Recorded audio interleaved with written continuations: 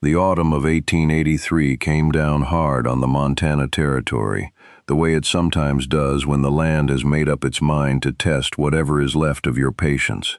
Cold air swept off the Rockies before October was half gone, pressing flat the last of the tall grasses and turning the creek that ran behind the Callaway homestead to a thin, dark ribbon fringed with ice.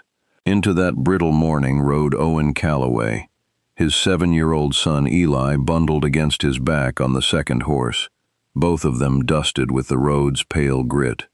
Owen's jaw was set, his eyes fixed on the ridge ahead. He had not slept more than 2 hours together in the past 3 nights, and it showed in the creases around his mouth and the careful way he held his shoulders, as if relaxing them might cost him something he could not afford to lose. He was a widower of 14 months. His wife Clara had gone in the fever summer, leaving behind a boy who still sometimes called for her in the dark, and a man who had quietly stopped expecting anything easy from life. The Callaway spread was good land, 40 acres of it, with the cabin solid and the well reliable, but a man could not farm and cook and mend and tend a child all at once without eventually discovering the arithmetic of that life did not balance. Owen had been running that deficit for over a year, and winter was coming faster than he could manage it alone. He pulled up at the ridge and looked down into the shallow valley where the widow Hargrove's property sat. He had ridden past it a dozen times over the years without stopping. Now he meant to stop. He had a proposition in his coat pocket, written out in his careful hand on a folded piece of paper, because he was not a man who trusted himself to say difficult things clearly when he was tired, and he was almost always tired these days. Eli's small voice came from behind him. "Pa, are we there?" "Almost," Owen said. He touched his heels to the horse and started down the hill toward whatever the widow's answer might be. The widow's name was Ivy Hargrove, and she was doing what she did most mornings, splitting kindling on the frozen ground beside the woodpile, her breath coming in small clouds, her arms already tired by the time the sun had cleared the eastern tree line. She was 34 years old and had been alone on this property for 2 winters, ever since her husband Thomas had ridden out to check on a neighbor's fence line and never come back. A heart episode, the doctor from Miles City had said when they brought Thomas in on a plank. Gone before he hit the ground, probably. Small comfort, but she had kept it, the way you keep whatever scraps of mercy the world offers. Ivy was not a woman given to complaint. The farm had not broken her, though it had come close in that first winter. She had sold the larger cattle, kept the milk cow and the 2 laying hens, taken in sewing from women in town, and made it through. She told herself she was fine. Most days she believed it, but the silence of the cabin in the evenings had grown a weight of its own, and she had begun to notice it the way you notice a stone in your boot, only after you have walked on it long enough. She heard the horses before she saw them, 2 animals picking their way down the ridge road, which was unusual. Most folks who came by were heading to or from town, and they generally did not turn off unless they had a reason. She set the hatchet down and straightened, pulling her coat closed with one hand, and watched. The man who rode in first was broad through the shoulders, with a dark hat pushed back from a face that was weathered and tired and not unhandsome. The second horse carried a child, a small boy wrapped in a wool blanket, his dark eyes wide and taking in everything about her yard with the frank curiosity of a child who has been told to be on his best behavior and is already struggling with it. The man dismounted with the ease of someone who had grown up on horseback. He held the reins and looked at her steadily, and there was nothing improper in his gaze, only a kind of careful seriousness, like a man arriving at a business appointment he had spent a long time deciding to keep. "Morning," he said. "I'm Owen Callaway. My spread is over the ridge." Ivy had heard the name. A quiet man, people said. Lost his wife last year. Kept to himself. "I know who you are," she said. "What I don't know is what you want." He reached into his coat and produced a folded paper. He held it out to her. She did not take it immediately. "Whose boy is that?" she asked. nodding toward the child on the second horse. "Mine," Owen said. "His name is Eli." Something shifted in his face, not quite softness, but the edge of it. "He's part of why I came." Ivy looked at the boy. Eli was watching her with those dark eyes, his chin tucked into the blanket, his small nose red from the cold. He raised one mittened hand and waved at her, once, solemnly, as if he had practiced it. Something moved in Ivy's chest that she had not been expecting. She took the paper from Owen's hand. She read it standing in the cold. It was a plain document, 3 paragraphs in a neat, careful hand. Owen Calloway proposed a practical arrangement. She would come to the Calloway homestead as housekeeper and cook in exchange for a wage, room and board, and a share of the spring harvest. The arrangement would be reviewed come April. There was nothing in the letter that was anything other than businesslike, and yet the last line said, simply, "My son needs steadiness. I believe you are a steady woman." She folded the paper and looked at him. "What makes you think I'm steady?" "You're still here," he said. The cabin Ivy had kept for 2 winters was left in decent order. Fire banked, animals seen to, a note left with the postmaster in town explaining she could be reached at the Calloway place. She told herself it was a job, nothing more. She needed the income. The sewing money had carried her, but not comfortably. Owen needed a housekeeper. The boy needed, apparently, steadiness. These were facts, and Ivy dealt well with facts. She arrived at the Calloway homestead on a Thursday with a single trunk and a covered basket holding her few kitchen tools. Owen met her in the yard, took the trunk without being asked, and carried it to the small room off the kitchen that he had cleared out and swept. There was a cot with a clean quilt on it, a nail in the wall for her coat, and a small window that looked out on the barn. It was spare, but it was clean, and clean mattered. "You can rearrange it however you like," Owen said from the doorway. He did not come inside the room. "It's fine," she said. He nodded. "Supper's usually before dark. Eli eats at the table." "Where do you eat?" A slight pause. "At the table." She had not been sure if he would, and she was glad to hear it. A man who ate separately from his child was a man building a wall between himself and the world, and she had seen enough of that to know it never ended well. Eli appeared in the doorway a moment later, pressing past his father's leg with the same solemn determination he had shown when he waved at her from the horse. He looked up at her, then at the basket on the cot. "What's in there?" he asked. "Kitchen things," Ivy said. "Is there food?" "Eli," Owen said. "It's all right." Ivy looked at the boy. "There is not food in there right now, but there will be in about an hour. Do you like cornbread?" Eli considered this very seriously. "I like it when it's not burnt." "Then we agree," Ivy said. The first 2 weeks were an education in what had gone quietly wrong in the Calloway household over the course of a year. It was not filth exactly. Owen was too disciplined for that, but it was the particular grayness of a home where no one had energy left over for comfort. The curtains had not been washed since the summer Clara died. The pantry was stocked but disorganized. There were mended clothes in a pile that had been mended again without being properly put away, and Eli's boots had a crack in the left sole that had been stuffed with a piece of folded tin and then apparently forgotten. Ivy did not announce her corrections. She simply made them. She washed the curtains on a dry day and rehung them. She reorganized the pantry so a person could find things in the dark. She got the boots from the cobbler in town on a supply run and left them at the foot of Eli's cot without ceremony. The morning after the boots appeared, Eli came to breakfast and stood in front of her at the stove, with his hands clasped behind his back, looking at her. "My boots are fixed," he said. "So they are," Ivy said. "Pa didn't fix them." "No." Eli thought about this. "Did you fix them?"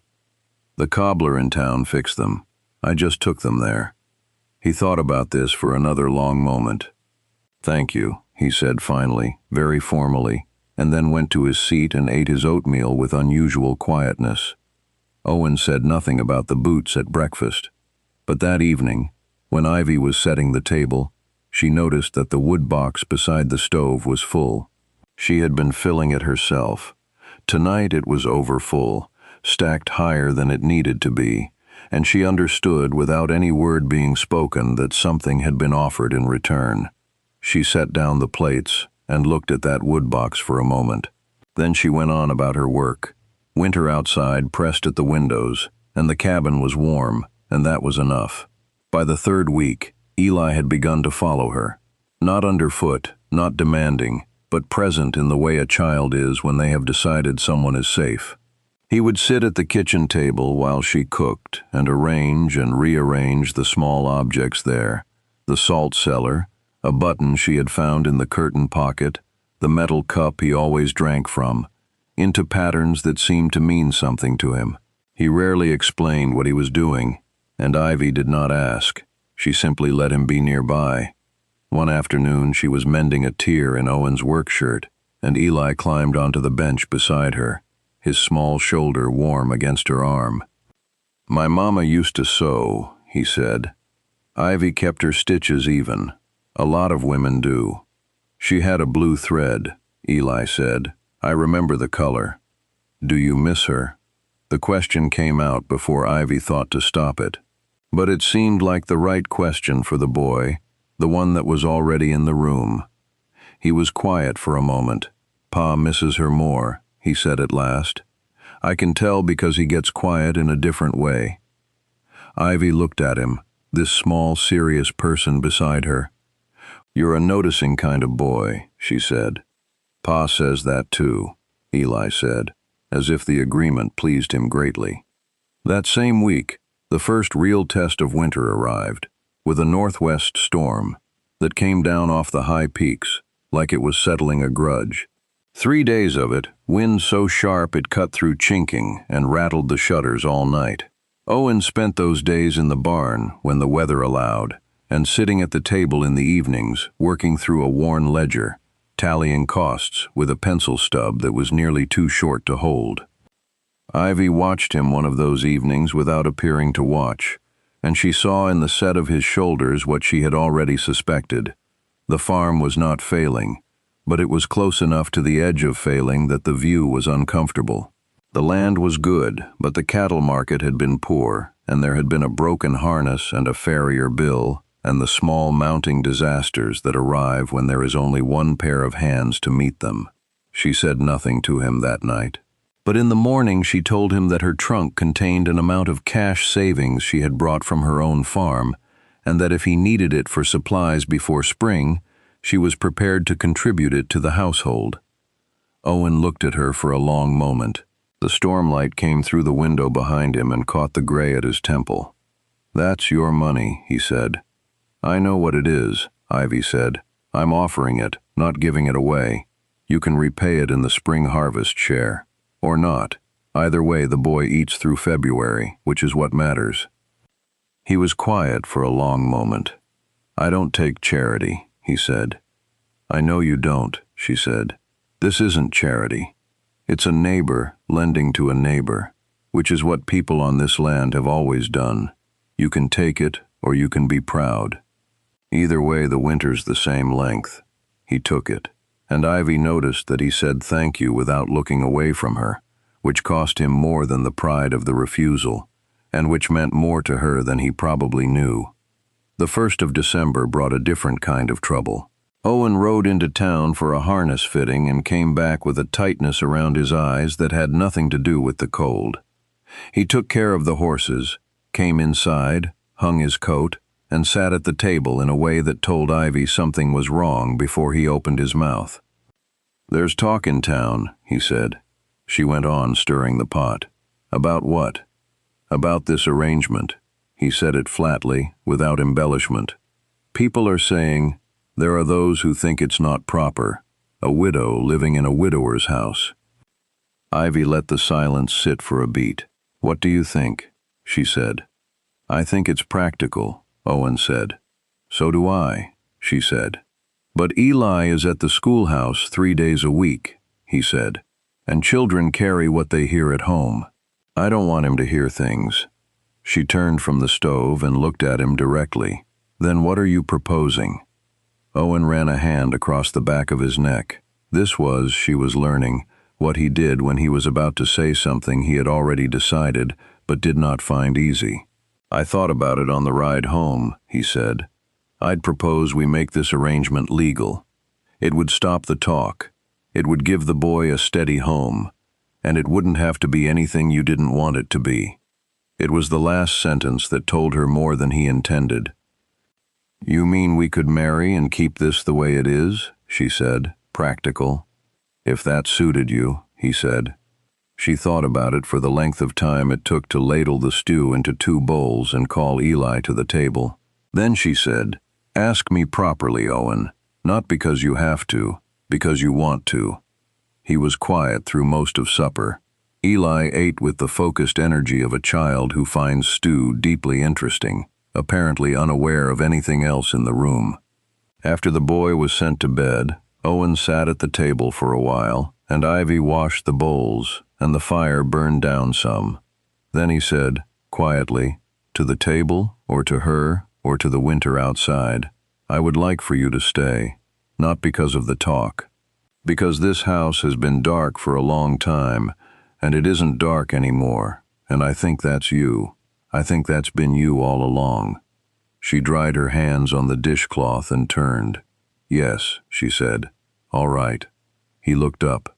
Something in his face cracked open, not broken, opened, the way a window opens in spring when the cold has finally passed and there is nothing left to keep out. The preacher came to the Calloway homestead on a Saturday morning in December, when the ground was iron hard and the sky was the particular pale blue that means deep cold. He was a plain man named Deacon Aldrich who had ridden 12 miles and asked no questions, and seemed to understand that this was a quiet ceremony for practical people who had arrived at their decision through means that were none of his business.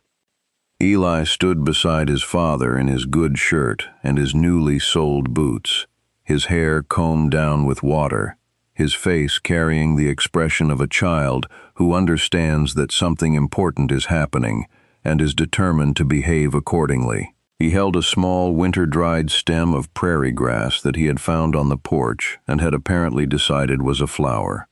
When Deacon Aldrich said the vows and Ivy and Owen both said the words that needed to be said, Eli watched with his head tilted, very seriously. When it was done, he stepped forward and held out the prairie grass to Ivy. It's not a real flower, he told her with his characteristic honesty, but it was the best I could find. Ivy took it from him with both hands, the way you receive something precious. It's a real flower to me, she said. Eli seemed to weigh this statement for its truthfulness, found it acceptable and nodded. Owen watched the exchange, and the thing in his face that had cracked open the night she had said yes became something settled and steady, the way a house looks after the last nail is finally in. Deacon Aldrich stayed for coffee and cornbread, ate appreciatively, said a blessing over the homestead that was short and to the point, and rode back to town before noon. That evening, after Eli was asleep, Owen and Ivy sat on opposite sides of the kitchen table with the lamp between them. It was not uncomfortable. The fire was good.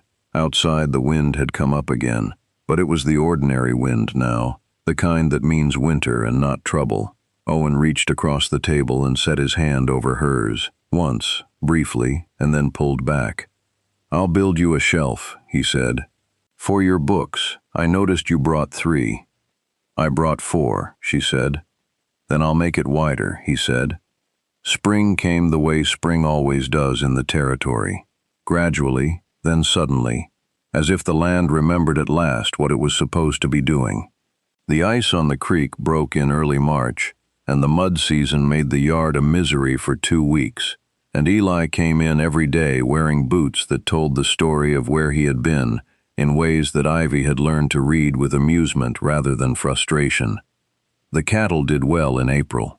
The soil turned black and rich when Owen broke it, and the planting went in on schedule, which was something he had not managed the prior year. He said so at supper one evening, not to praise anything in particular, but just to name the fact, the way farmers sometimes reckon the year against the year before. "You've helped," he said, and it was not a small thing coming from Owen, because he did not say things he did not mean. "We've helped," she said, nodding at Eli, who was moving peas around his plate in a pattern that probably meant something to him. Eli looked up. "I helped," he confirmed. "I carried water twice." "You carried it 3 times, Owen said. "I saw." Eli accepted this correction with the satisfaction of a person whose contribution has been accurately recorded. That same spring, Owen finished the shelf. It was a good piece of work, solid and level, mounted on the kitchen wall where the light came through in the morning. He had added a small carved edge along the front, nothing elaborate but deliberate, a row of small notches that might have been leaves, or might have been nothing at all except evidence that he had been in no hurry. Ivy put her 4 books on it, and there was room for 4 more. She stood looking at it for a moment, her hand on the smooth wood. Owen was behind her, waiting in that quiet way of his. "It's good work," she said. "There's room to make it longer," he said. She turned. He was watching her with that look he had, careful, serious, and underneath it something warm that was no longer trying to hide itself. "Owen," she said. "Ivy," he said. "I'm glad I came down that hill," she said. He crossed the kitchen in 2 steps and took her hands in both of his, and they stood there in the morning light, while outside Eli could be heard in the yard, calling to something in the creek, with the pure authority of a boy who has decided the world is interesting and belongs to him.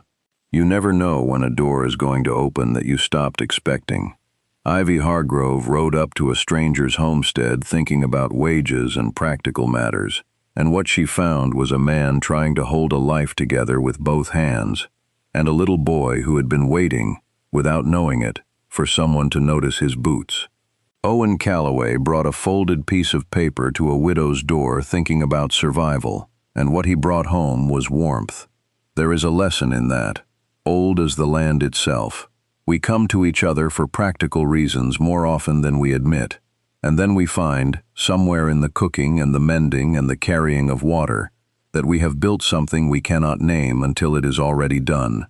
A home is made in acts, not words, and love, on the frontier or anywhere else, is mostly just steadiness shown up every single day.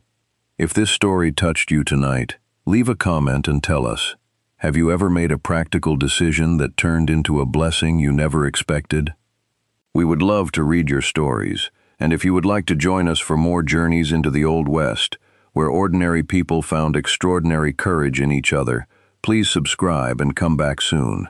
There is always another story waiting just over the ridge. Good night. God bless you and yours.